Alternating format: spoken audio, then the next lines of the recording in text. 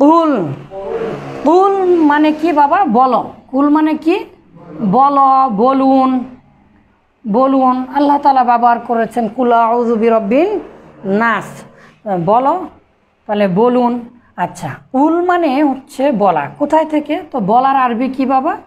বলার আরবি হচ্ছে আল কওলু। আল কওলু মানে কি?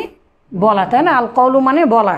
তাহলে আল কওলু মানে যদি বলা হয় তাহলে কওলুন হচ্ছে মাজদার। তার মানে মূল অক্ষর কি বাবা? কফ, ওয়াও, লাম, এই তিনটা হচ্ছে মূল অক্ষর। তাহলে মূল অক্ষরের মধ্যে আমরা কি দেখতে পাচ্ছি বাবা? কোন কালেমাতে ওয়াও এসেছে? আইন কালেমাতে ওয়াও এসেছে। এই যে আইন কালেমাতে ওয়াও, তার মানে এটা কি? মুআতালে, মুআতালে আইন বা আজওয়াফে ওয়াবি। মাশাআল্লাহ, মাশাআল্লাহ। তাহলে কওলুন তার মানে ক ওয়া লা, এটা হচ্ছে ফাআলা বা নাসর এর ওজনে। এটাকে আমরা কি করেছি বাবা? ওয়াও মুতাহাররক, তার পূর্বাক্ষরে জবর। যদি মুতাহাররক অর্থাৎ ওয়াও অথবা ইয়াটা হরকত যুক্ত হয় আর তার পূর্বাক্ষরে যদি জবর হয় তাহলে তো আমরা এর আগে কোনো কিছু দেখিনি, তাই না? সেটাকে আলিফ করে দিয়েছি, ফলে কলা হয়েছে, যে কলা। এখন আব্বাজানেরা আমরা এগুলো জেনেছি। কলা, ইয়াকুলু। ইয়াকুলু মূলত ছিল ইয়াক, ইয়াক ভু লু, ইয়াক ভু লু। ওয়াও মুতাহাররক, তার পূর্বাক্ষরে হরফে সহি সাকিন। আর হরফে সহি সাকিন হলে আমরা কি করেছি বাবা? ওয়াইয়ের হরকতটাকে পূর্বে দিয়ে ফেলেছি।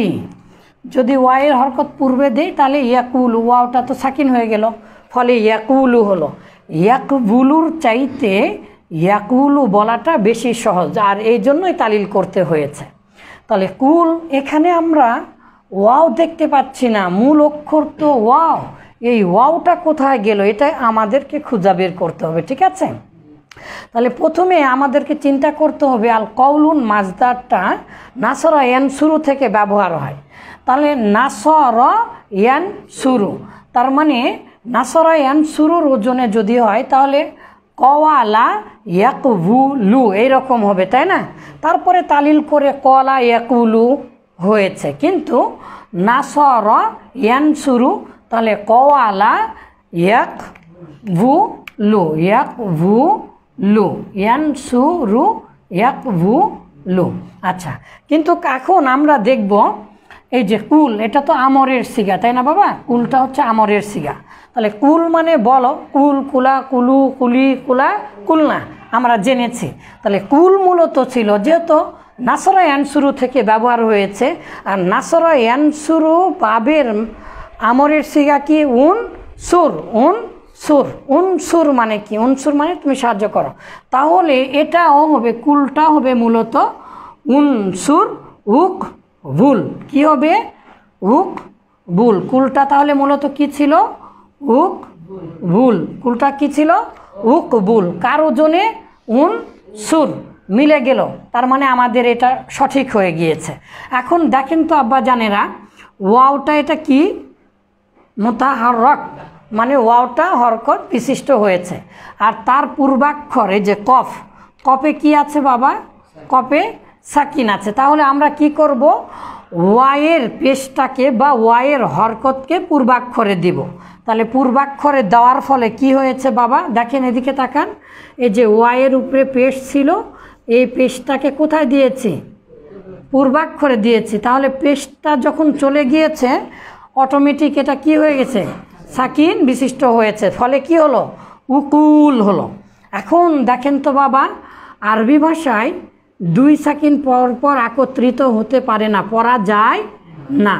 এই যে ওয়াও আর লামের মাঝে দুটি সাকিন একত্রিত হলো, ওয়াও আর লামের মাঝে, যে ওয়াইয়ের উপরে সাকিন আর লামের উপরে সাকিন, জজম।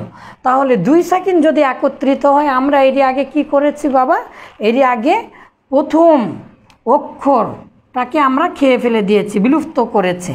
ফলে কি হলো বাবা? দেখেন, উকুল হলো, উকুল হলো। এখন আমরা তাহলে কুল কিভাবে পাবো, আর কুল কেন বলছি? উকুল হলো, আমরা জানি যে এই যে উনসুর, উনসুর, এখানে এই হামজাটা এনেছি মূলত এই যে প্রথম অক্ষরে কি ছিল, সাকিন, সাকিন ছিল। প্রথম অক্ষর আরবি ভাষায় কোনোদিন সাকিন পড়া যায় না, তার আগে কিছু নিয়ে আসতে হয়। আর আমরের জন্য আলিফ নিয়ে আসতে হয় বা হামজা নিয়ে আসতে হয়, তাই না? আমরা জানি এই হামজা যেহেতু প্রথমে ছিল, এই জন্য আমরা এই যে প্রথম অক্ষর পড়ার জন্য হামজা এনেছিলাম, তাই না? পেশ বিশিষ্ট হামজা এনেছিলাম। আর যদি জবর বা জের হয় তাহলে জের বিশিষ্ট হামজা নিয়ে আসতে হয় আমরের গঠনে। তাহলে আমরা পেশ বিশিষ্ট হামজা এনেছিলাম উন সুর। এখন ও কবুলের দেখেন তো আব্বা জানেরা, প্রথম অক্ষর কি সাকিন বিশিষ্ট আছে? প্রথম অক্ষর কি সাকিন বিশিষ্ট?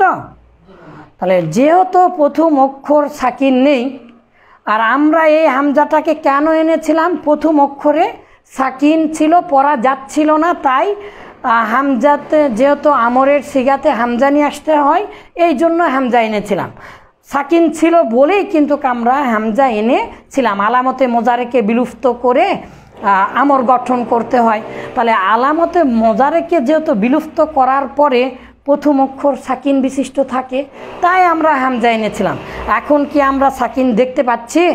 তাহলে তো এটার কোনো দরকার নেই, কারণ এটা তো আসল অক্ষর নয়, এটা তো আমরের জন্য এনেছিলাম। ফলে কি হয়ে গেল? কুল হয়ে গেল। তাহলে কুল মূলত ছিল উকবুল, কুল মূলত ছিল উকবুল। ফলে তারপরে কি হচ্ছে?